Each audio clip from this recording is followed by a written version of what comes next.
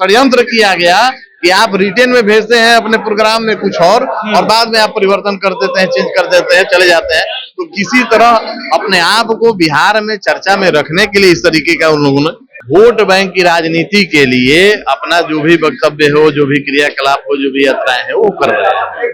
करने दीजिए। बिहार की जनता में कहीं टस से मस होने वाली नहीं है। यहाँ डबल इंजन की सरकार है। वो धर्म और जात की बात नहीं करते हैं, वो बिहार फर्स्ट, बिहारी फर्स्ट की बात करते हैं।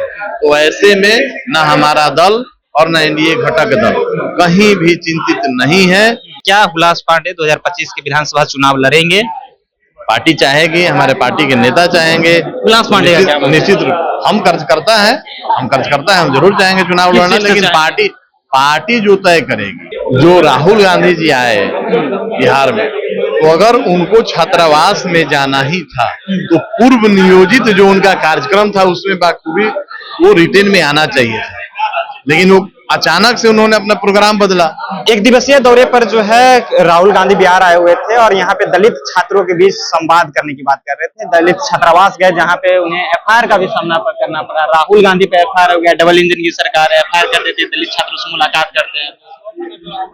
देखिए, लोकतंत्र में सभी स्वतंत्र है अब सभी जगह जाने को और अपनी बातों को रखने को, लेकिन जो राहुल गांधी जी आए बिहार में, तो अगर उनको छात्रावास में जाना ही था तो पूर्व नियोजित जो उनका कार्यक्रम था उसमें बाखूबी वो रिटेन में आना चाहिए था, लेकिन वो अचानक से उन्होंने अपना प्रोग्राम बदला। और अचानक से प्रोग्राम बदलने के चलते राज्य की व्यवस्था है, तो राज्य की व्यवस्था में जब पहले से कोई पूर्व नियोजित कार्यक्रम रहता है तो उसमें प्रशासनिक तैयारियां होती हैं।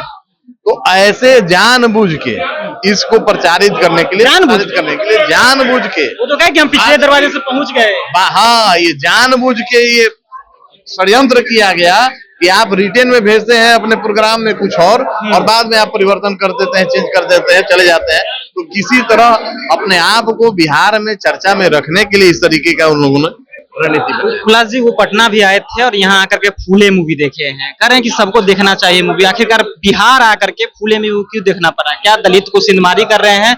चुनावी साल है, ये आपने ही खुद जवाब दे दिया।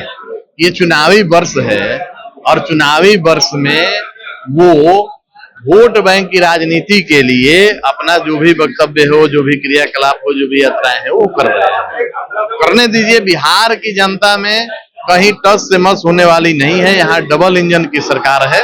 माननीय मुख्यमंत्री नीतीश जी के नेतृत्व में एनडीए की जो बिहार में सरकार काम कर रही है और माननीय प्रधानमंत्री, यशस्वी प्रधानमंत्री नरेंद्र मोदी जी के आपने देखा कि अभी हमारे प्रधानमंत्री जी के नेतृत्व में देश की सेना ने पूरे विश्व को जो संदेश दिया है, अपने आप में हम भारतीयों को गौरव बढ़ा देता है। आपके नेता भी दलित की राजनीति करते हैं, वो आकर के दलित में ही सिंधमारी करने की बात है। आप लोग को कमजोर डर नहीं लग रहा है राहुल गांधी से?